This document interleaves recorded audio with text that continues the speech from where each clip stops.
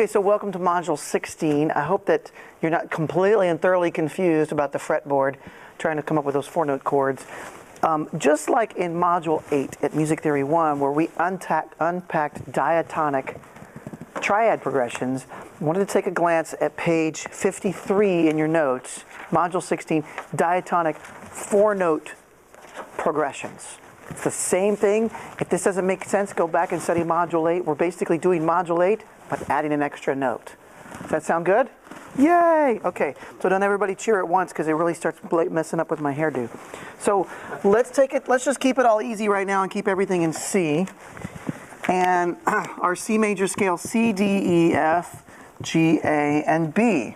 Now, just like what we did in Module 8, the idea here is to take that pool of notes, that scale, that tonal center, that key, and create chords with just that pool of notes.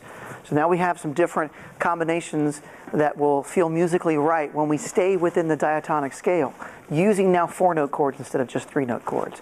So first off, let's build a typical 4-note chord on the first scale degree using only C major.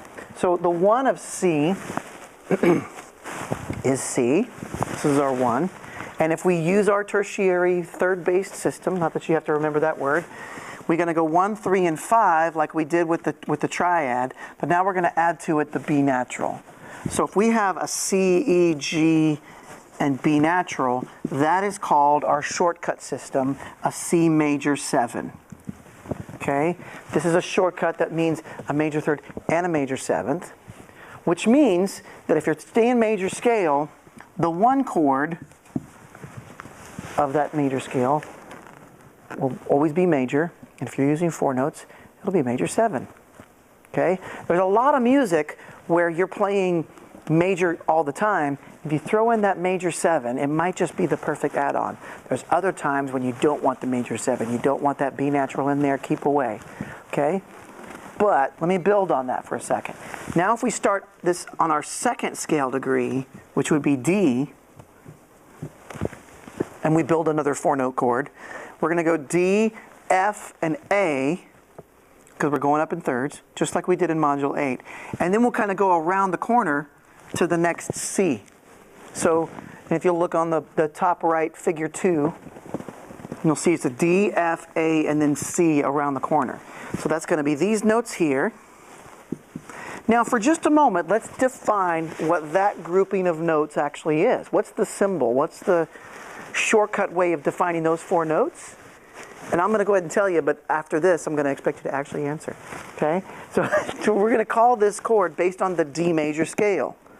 D major scale has an F sharp in it and a C sharp in it, because you've all memorized your major scales, right? For the last 6 months since July. Those of you who took music theory back then. So we know that's the major scale, but we've got an F natural and a C natural. It means this must be a flatted third, which means we're going to call this minor. This is going to be a flatted 7, which is a minor 7. The shortcut for a minor third and a minor 7 is literally just D minor 7. That's our shortcut. Right? I actually should have put this. Sometimes if you use the Roman numerals, you still want to add the little guy on the end. So here's a 2 chord that's a minor 7. Now, sometimes when you try to throw in the major 7 chord on the 1 in a given song, sometimes it works great, sometimes it doesn't. However, 99% of the time, when you're in a song that has all major diatonic notes, like most of our worship songs, if on the 2 chord, instead of just a minor, you put a minor 7, it almost always works. Almost every time.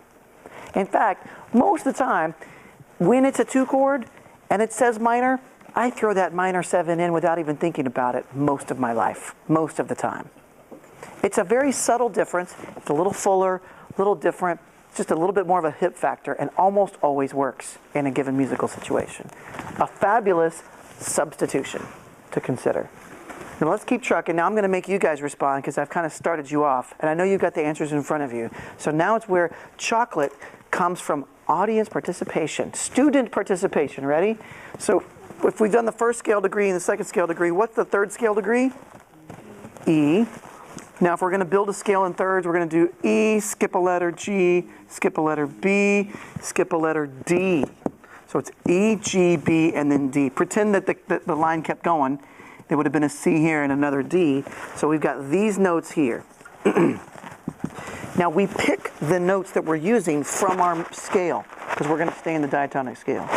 But when we look at just that group of notes, to describe that group of notes, we have to describe them based on the E major scale, or whatever the root note is. Now, let's recite the E major scale. Ready? E, F sharp, G sharp, A, B, C sharp, D sharp, and an E up on the top. Good job, okay?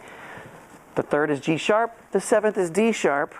They're both flatted in this situation. E minor seventh. E minor seventh, Grant jumps in, and that's the same formula as the 2 chord. Exact same formula. It's a flat 3 and a flat 7. Our shortcut for a flat 3 and a flat 7 is the minor 7. This is a shortcut symbol implying more information. And that's the 3 chord, minor 7. Let's keep trucking. Now we're going to build a chord on the 4th scale degree, which is F, F, A, C, E. Oh, y'all are warming my heart, jumping ahead. He says F major what? F major 7. I'm going to unpack it for just a second, because if we do the F major scale, these are the major 3rd and the major 7th. So this is no problem. We do that, we do major 7, and we keep going. The 5th scale degree, now this guy has a little bit more to unpack. Okay? Starting with the G, we're going to go G, B, D, and now F. Now this time we've got a new formula. The difference in the formula is in the G major scale, we would normally have an F sharp as the major 7. We do have a major 3rd, but now we have a flatted 7. That formula is a dominant 7 chord. Okay? Say again? Oh, I didn't let you guess. I'm going to pause more. I'm so sorry. I got so used to nobody answering. I'm just kidding. So our shortcut symbol that implies a major 3rd and a minor 7 is merely a 7th chord. Sometimes you can say Dom 7. I'd say I've seen Dom 7 written about 15% of my life. 85% of the time, they just put 7. Okay? It implies this. Now, one of the things we get into in the early part of Music Theory 3, I've alluded to it a couple of times. We're going to unpack a lot in the next go-around of the function of a chord, of what the chord is designed to do in terms of creating and releasing tension. Okay, so we're going to unpack that. It sounds complicated. It's much simpler than it sounds, and you probably are already walking in a lot of instinct. So it's just mostly giving you language and structure of what you typically are already doing and hearing. Okay? But in that context, the function of the 5 chord, when it's given a dominant, will want the music to resolve back to the 1 chord. Okay, this is a very basic, raw, harmonic principle. It's like the first thing we learn when we talk about progressions and how the function and the tension is built and released, that we look at the 5 dominant 7 going to the 1 chord. Happens all the time, all over the place. That's where we start. And we go deeper with that because there's other tools to use. But 5 going to 1 is the action Jackson. Okay? And it's partly because, as we noted in Module 14, because unlike any of the others that we're going to see here, in this diatonic setting, this is the only chord that has built-in tension with a tritone here. The dominant 7 has a tritone inside it, and that tritone wants to resolve itself.